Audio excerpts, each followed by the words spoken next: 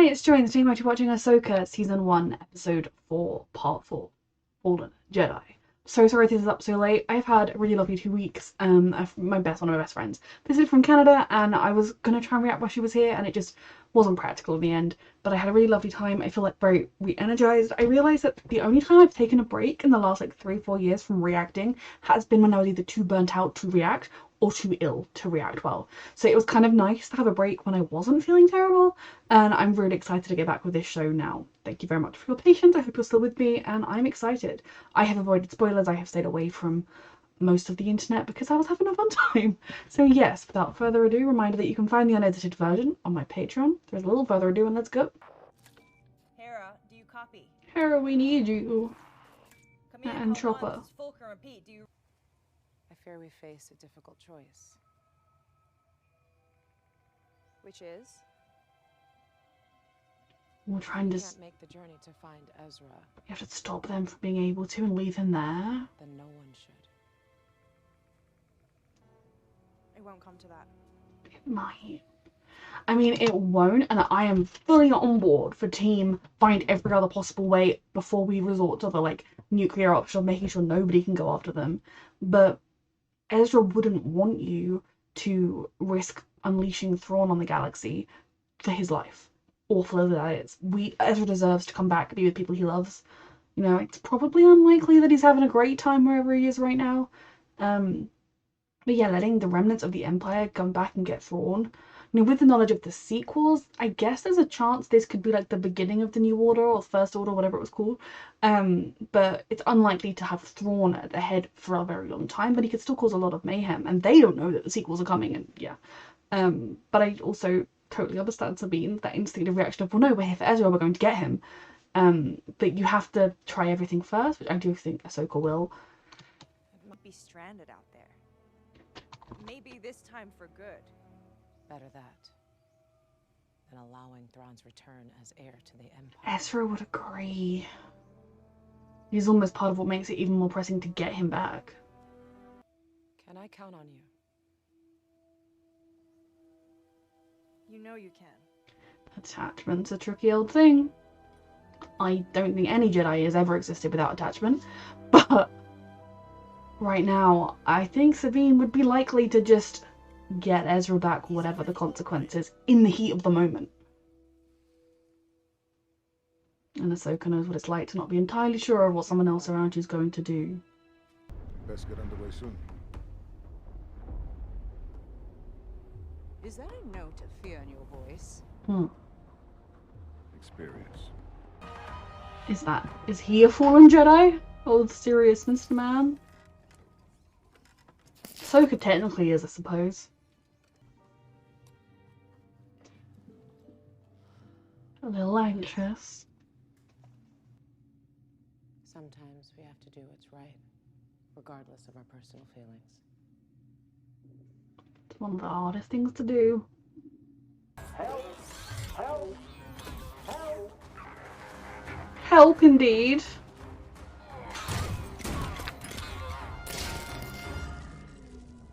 Smart.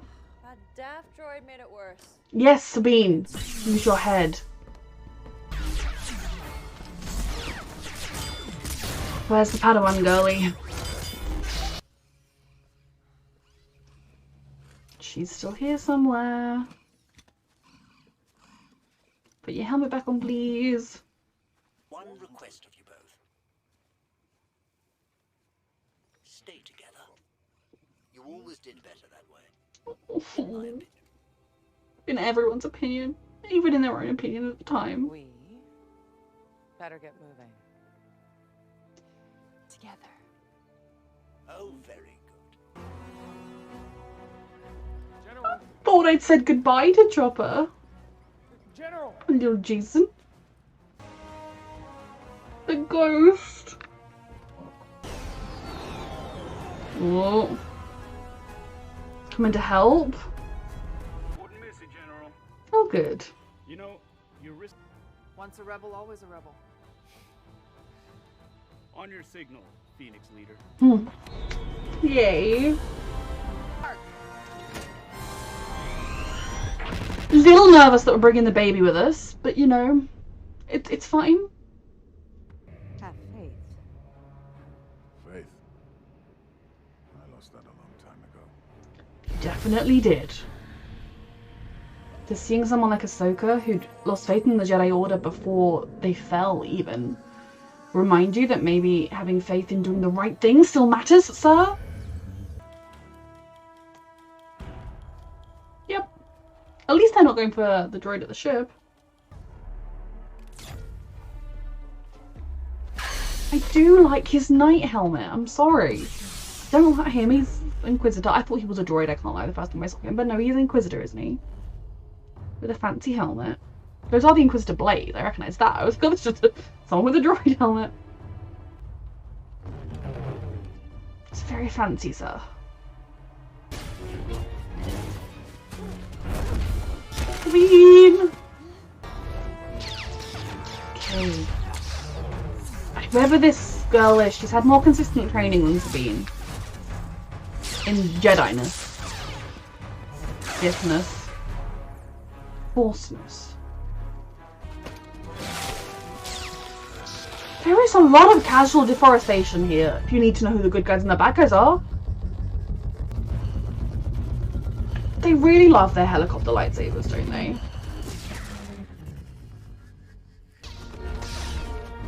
No way he's dealt with that quick.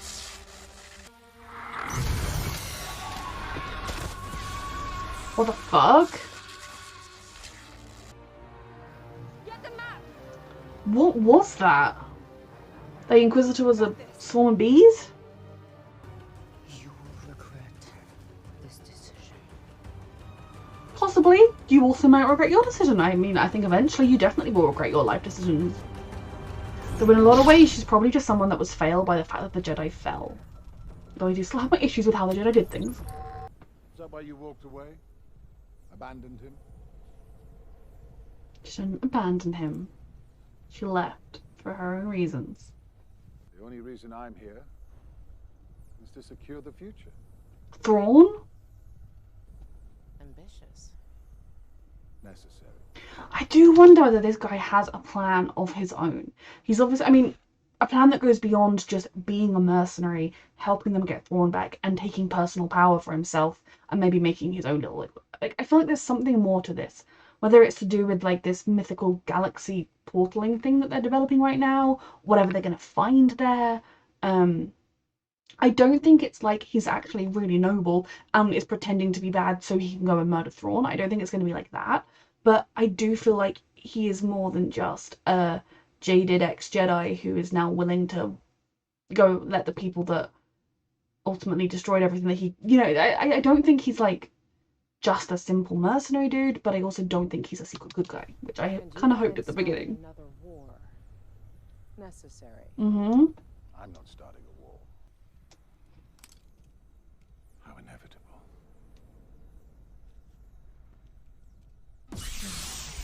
Well, yes, you want to destroy things, kill people for whatever goal you've got. She'd like to stop that. You didn't exactly sell your mission to her. Come on, Ahsoka.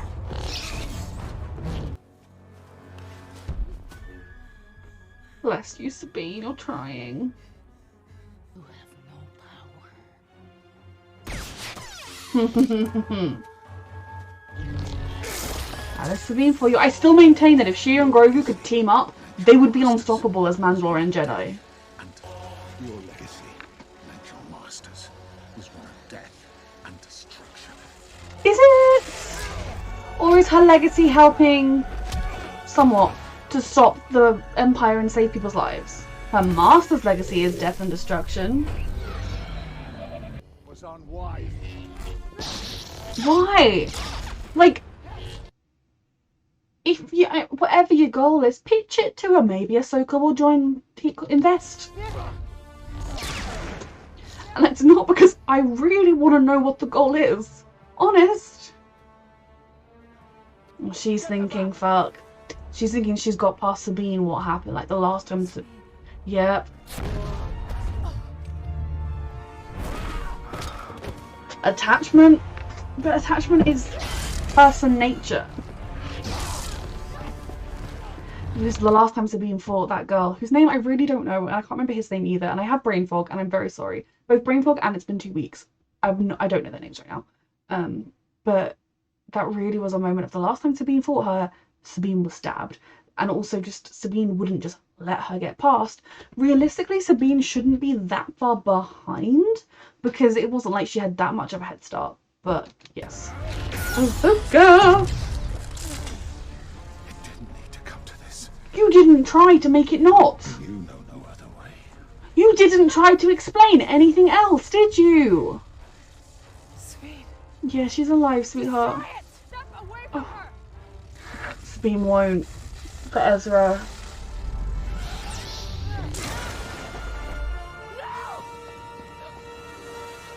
Toss it in the ocean, Sabine. Take him a minute to find it. Oh. Sweetie, if the girlie bested you, he definitely can. Destroy it. He knows she won't. She would have already. Stay back. I know you feel that Ezra Bridger. Fuck. You have left. You have Hera and Jason and Zeb and Chopper. Yeah, like they're not with you, but you have them. You to be reunited with your long-lost friend. And I to serve a greater good. Look, if you really believe in your greater good, sir, start leading with that. With telling us what the greater good is. Because he seems like he's not just propagandering. There is obviously an element of that. He seems like he genuinely thinks he is right and he knows the right thing to do. Other people don't have a clue what you're on about when you just say the greater good. Oh, Ahsoka, it didn't have to come to this. What was the other option? You just said, I have another option. You never shared what the other option is. How are we supposed to know? Come with me. I don't think she can let Ezra go. You will be reunited with your friend. And then murdered. Though no harm will come to you till you get there. Do it. And in her mind, she'll be thinking, we can still swap through on afterwards, even if they get there. Like, it does. They do. You always come up with a justification for why it's okay. For Ezra. Bitch. Sabine.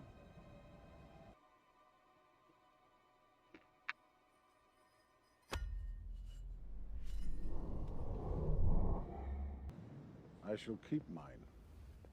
This man truly seems to believe he is a noble, great man. Sabine. We're gonna have a lot to tap into later. Yes, affirmative. This is Does make me wonder. The line, I know Sabine didn't say it herself, but she also didn't say it wasn't true, and he was like in Sabine's head at the time. Of you feel like Ezra Bridger is your only family. Really makes me wonder why she doesn't feel like any of the others are her family. Because I know obviously like she was very close to Ezra, but Zeb was another sort of brotherly figure. Hera was a motherly figure to her and Ezra, in the same way that Kanan was a kind of fatherly figure. They both were kind of the like parental big sibling-y figure in the family, because yeah, like I guess a part of her feels like because Hera had Jason and all of the generaling, that was her focus and not Sabine. And Sabine was obviously not a little kid that needed a parent all the time.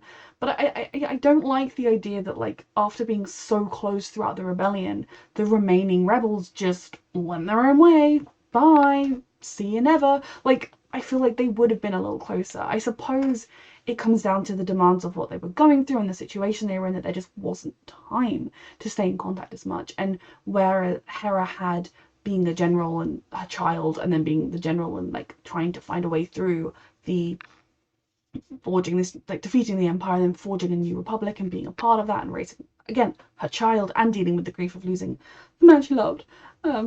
Still in denial about that. I mean, I'm not really in denial, but I'm in like denial thinking about it. Nope, it didn't happen. Nope. He's on a really long Jedi business trip, just really long. You know, he'll be a while. And then I guess Zeb joined up with the piloty people on the Outer Rim. Well, I'm sure we'll see more of him. And again, like,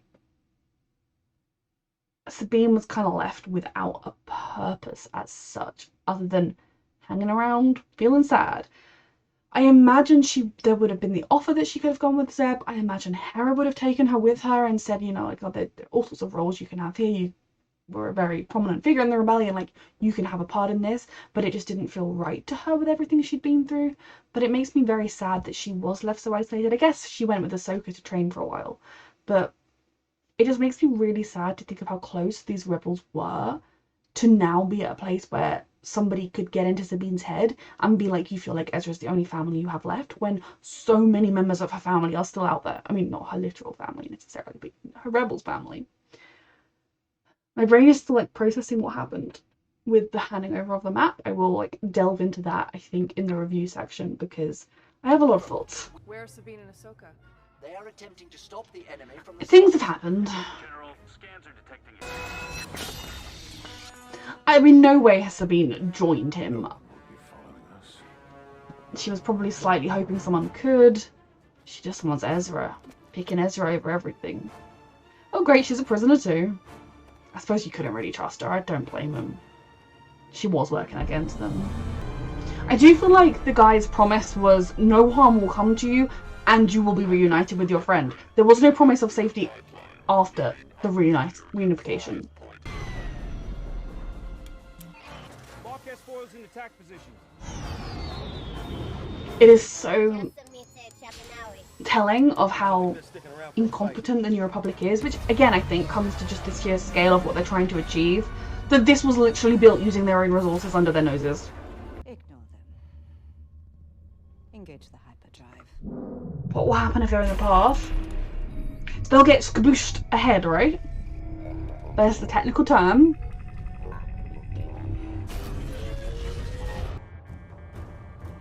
Carson, are you reading this? I think we may need to move. Are they gonna get skabooshed with them?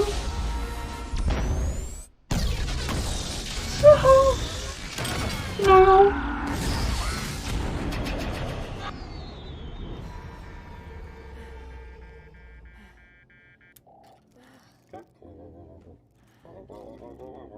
I know, Chopper. I've got a bad feeling. Like a child who's just been in a really scary situation bad feeling, or like a there is darkness in the force bad feeling? Be boy. But we all do. This is like the place Ezra went to. Similar at least. Definitely a Jedi Forcey place.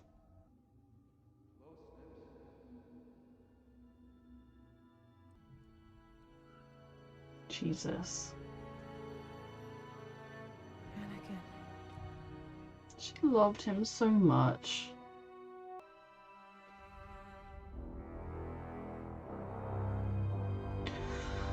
I knew Hayden Christensen. I think they announced he was in this. Okay, so I want to start with dissecting Sabine right now. Definitely the Sabine Wren we met at the beginning of this series was not Sabine as we had last seen her in Rebels. She was lost. She was the most unmoored, I feel like, of all of the Rebels characters. Not that we've really seen Zeb, and we don't know how Ezra is, but you know. I feel like she was lacking in any real purpose. She was kind of just existing. It seemed like getting from day to day, waiting for the chance to do something that would matter again, waiting for Ezra. I would actually be really interested to find out what she was doing to pass time in her time on my fucking brain fog. The number of times they say the name Lothal, literally the number of times they say Lothal in Rebels, and my brain was like, I can't think of it. Brain fog sucks. Like what she was doing from day to day, other than dodging speeches. But she definitely seemed lost and quite lonely. The minute at the beginning of this episode, Ahsoka was like, if we don't get, if it comes down to it, you have to choose doing the right thing over getting Ezra back. I was just like, I think logically Sabine could agree to that. In the heat of the moment, they're a very different thing. Because there will still be a part of Sabine's brain that will be saying the entire time she's doing it, and we'll get into that, her brain will be saying, it's gonna be okay, like, there'll be another way. I'll get Ezra and we'll stop Thrawn. It's gonna be fine. Or like Ezra's all that matters. Ezra's all that matters. Like I've just been like put so much of my determination into getting him back. It's happening. I'm doing it. I think you did see genuine shock and dismay when he destroyed the map. There was a part of her that I guess was hoping they would like leave the map and then people could follow them, or the map would at least be intact so she could secretly smuggle it away and get it back. You know, there would be something she could do that would stop them. I think it was very much in the moment as she stood there holding the map, holding the gun to the map, she wanted to be able to destroy it like Ahsoka said. But nobody, I don't think even Ahsoka thought she would actually do it. Deep down. That's why Ahsoka asked if she could trust her. Like, deep down she knew that she would put Ezra first. And I can understand that this is like the attachment thing that the Jedi go on about. But I also just think it's illogical to try and say that no one's going to have attachments. The thing to do with your Jedi that you're training, as I've argued from the very beginning, is to find a way to train them to have a healthy understanding of those attachments. Train them so that they are aware of them, aware of where the weaknesses lie, aware of where the strengths might lie, and aware of what they should do with that. Because even if it's as simple as you have an attachment to the Jedi around you, you're going to form attachments because people do. This is definitely an example of the danger of that attachment, but I think with more training, less extreme circumstances, and hell, even Ahsoka saying to Sabine, no, I don't think you're in a healthy state of mind for this. I think you're too attached to Ezra. I don't think you're going to be able to do the right thing, and refusing to take her on the mission, which, again, I'm not necessarily pro that approach, but, you know, I almost feel like that is the thing you do with the attachment. The attachment was obvious. Sabine was not hiding this attachment. It wasn't a shock to anybody that she couldn't sabotage the only chance of getting Ezra back. Now, me saying that doesn't mean I agree with what Sabine did. I don't. I do not blame her, because how could she destroy it? It was in her hand. It's a very messy, tricky situation that I almost feel like I'm gonna need to like mull over for a very long time. But can you really destroy your last thing you've been desperately hoping for? It's in your hand. Can you destroy it?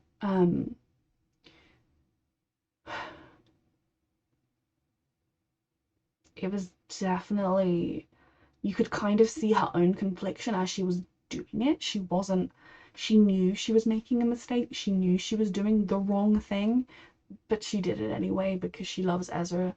I am so scared about where she's going next. Not in the sense that I think she's going to skip down the path of the dark side, but more in the sense of like, that was a pretty big thing she did, and I'm worried about what the consequences will be. It's so hard because I don't blame her. Like, I think she did the wrong thing, and I don't blame her. It's weird. Doesn't fully make sense. I feel like a lot of people in the same situation would have done that. Wanting to save people you love isn't a bad thing. And, I mean, there is no guarantee they'll be successful in finding Thrawn and bringing him back and unleashing war on the galaxy. You know, maybe they'll pop along.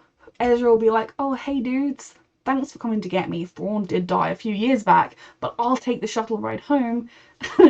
Obviously, the Empire people would then kill him, but you know, like, he'd best them all, and we'd all pop home happily ever after. You know, there is no guarantee. It isn't like a situation where if she does this thing, Thrawn will kill everybody. There is like a bit of a leeway that she can justify in her mind. We can still stop Thrawn. The others will follow us. It'll be fine. But it definitely was also a mistake, because giving in to the enemy is never the right answer. Giving them what they want. If anything, throwing it into the freaking ocean, yes, they probably with their technology could have very easily found it again, but it would have delayed them a little bit. You know, there were a few options, limited options she had other than giving them what they wanted. But I think from the moment she didn't do it when Ahsoka first said, from the fact that she didn't do it, like she was all step away from Ahsoka, he didn't. He killed Ahsoka. I mean, I don't really know if he was even aiming to kill, but like he threw her into the sea. She's now in a weird fourth place with Anakin saying, I didn't think I'd see you this soon. But you know, he did not step away from Ahsoka. He continued his aggression towards Ahsoka. That is the moment where you carry through with your threat and you destroy the thing, and she didn't. I think he knew she was not going to. So there were other options. They weren't great, but they were there. But I do not blame her or fault her. It doesn't make me think less of her as a character. It is kind of where I thought that was going to go. And to be honest, I think Ahsoka hoped Sabine would be able to do the right thing, but she deep down knew that she wouldn't. That very few people in that position would be able to do that. And I think if it came down to it, Sabine would give her own life to destroy the map and stop Thrawn coming back. But giving the life of someone you care about is very, very different. So my thoughts on this could drastically change by the time I watch the next episode in a couple of hours. Or I might watch it later today or I might watch it tomorrow. I don't know. But, you know, it could drastically have changed by then. We will see. I'm very intrigued to see where they go next with how Sabine feels about what she did, how she justifies it or doesn't justify it, how Ezra feels about it, because but they cast him for more than just the little hologram dude. How Ahsoka feels about it, like what the fallout will be emotionally on everybody. I'm like apprehensive about, but I do look forward to seeing. Just need to know, just to get through it, you know. I don't think she'll be being Ahsoka's apprentice anymore. It would be nice if Ahsoka could be like, yeah, so that is a pitfall, I'll help you through it, because I do feel like Sabine is one of the fallen Jedi this episode was titled by, but I also feel like the evil dude, was a fallen Jedi. His apprentice person never really got the chance. Sabine kind of fell from what Ahsoka expected of her, which was kind of the good parts of being a Jedi. Ahsoka is sort of a fallen Jedi in that she did walk away from the Jedi Order, and the guy, whose name I don't know, was accusing her of bringing only death and destruction, and he was acting like her wanting to fight him was a sign that she was just evil and terrible, which, given that he wants to bring back Thrawn and has not at any point said, hey guys, here is my alternative offer, isn't this great? And obviously Anakin was mentioned a lot, and then at the end he said, hey Snips, physically the greatest of the fallen Jedi, and then the greatest of the redeemed Jedi. Anakin Skywalker is a character that I feel like my opinion on him changes every other week. As a character, fantastic. That never changes. The Anakin that he once was, I do love. The Anakin that fell to darkness, I don't love so much. And the man that got redeemed, and that's thanks for getting redeemed. You know, he's a messy character. I feel like with different circumstances, with different situation, with the Jedi doing things in a slightly different way, there was a way for him to not go evil, but he still did go evil. His choice wasn't Sabine's choice. His choice was a lot more drastic than the choice Sabine made in this episode, because the outcome was right there. He knew it was not going to be good when he made the choice to do the thing that he shouldn't do, and he did it anyway. But there are a lot of different people that meet the criteria for fallen Jedi. Now, Mr. Dude. That's what we're calling him right now because I don't know his name. I feel like he called his apprentice Shin, so I'm going to call her Shin when I reference her. He is clearly someone that was in the Jedi Order. His age kind of suggested that he knew of Anakin. He says Anakin spoke highly of you, which suggests he at some point heard Anakin speak of her. Maybe he heard, oh, Anakin's really pleased with his apprentice. Someone gossiped to him once. I don't know. But he was in the Jedi Order. He was a part of it and he watched it fall. He is a character I would love to know more about. Because did his kind of, the way he looks at Ahsoka and Anakin and everything, does he think the original Jedi Order was great? Was he dissatisfied with it? Where is he currently? Where is his head at? He drives me insane with his holier than thou, I'm so great and wonderful because I have a plan and it's better than your plan. Ugh, you're so lame for not following my plan, without ever telling anybody what his plan is. Or even saying, like, look, Ahsoka, I can't tell you my plan because if I do, these Empire people will not help keep me around. You're gonna like it. Like, he's just done nothing. He just claims he is better than everyone, but then he also says to Shin, we're gonna go get power. I do feel like he is using everybody, including Shin. Everyone around him is a piece in his game, but I want to know what game he is playing, because I don't think it's the same game that the rest of us are playing. And to be honest, it could be a game that he thinks he's playing, but he's not really playing. Like, I don't know what he's about. He is interesting, though, with how he kind of, definitely is very not a fan of Anakin's or Ahsoka's, because he feels like she failed. Sure, it wasn't the whole Jedi Order that failed, it was Ahsoka. He I think is older than Ahsoka. Again, I don't know how to, not good at aging people, and when you have different species that age at different rates, I feel like he was probably a more senior position than Ahsoka. Maybe he wasn't like in the thick of the action because he wasn't Anakin's Padawan, but you know, I feel like he probably had more to do with it than she did. And I don't think you can blame Ahsoka for Anakin's downfall in any way, shape, or form. Maybe if she'd been there, she'd have been able to talk sense to him, but he shut out everybody. She wouldn't have made a difference, I don't think. Maybe we can close our eyes and dream of a world where she was still there and it made a difference, but I just don't think it would have done in the end. So I do want to know more about him, more about what he's about and what he's planning. Like I said in the episode, I don't think he is just in it for some personal power. He seems to have some idea that there is a greater plan here, and I want to know why he thinks that. Did he meet Thrawn at some point? Is he a Thrawn fanboy? I don't know. I am so glad we're seeing Hera and Chopper and Jason. I hoped they were going to come too, but I was also like preparing myself for the fact that like they might not. I have definitely seen this show like after the first episodes referred to as Rebel Season 5, and it really is. I'm here for it. I'm not so sure about bringing Jason. He is very small. This is very dangerous. I can understand that, like, given everything she's been through, she probably wants to keep her kid safe. Where she has an eye on him, she knows what he's up to, she can protect him. But bringing him here isn't safe. Me seeing him, 10 out of 10 I love. That's the baby, I love him. He's my son too, okay? But I'm scared for him being here. I don't think this show is going to kill him, but you know, it's not the most safe place to bring a small child. Chopper, bless him, he is here. Chopper is going to save the day in the most chaotic way possible, but it's all going to be fine because Chopper is here. Glad to see more of them and her still being a rebel. I think I saw something, because obviously back before I fell behind, I did read articles and comments and theories and things about the show. Then when I fell behind, I stopped looking at anything that could possibly tell me anything. And people were definitely talking about Hera being this integral person in the Resistance. But doesn't really come up again, not around, it would seem, by the time of the sequels, not a character that comes up a lot in other places. If she's struggled to fit in with the way the New Republic is doing things, a way that we know is flawed because ultimately the Empire rises again, it would explain her not being a huge part of that. I would have to imagine that if she's alive, so I would have to imagine that she is out there doing her own thing to try and help people. But it would explain her not being a pivotal part of all of that, because obviously then if she couldn't fit with the restraints and the constraints of the New Republic after having been so free as a rebel. But yeah, glad she's around. Glad hopefully she can go down there, they can fish out Ahsoka, get their little droid, follow, they visually saw the direction they went. Can they follow it somehow? Maybe Anakin will have some answers.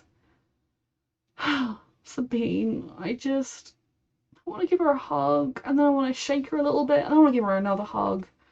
There was no good option really there for her, was there? Very good episode. A reminder that you can find the unedited version of this reaction on my Patreon, and thank you so much for watching.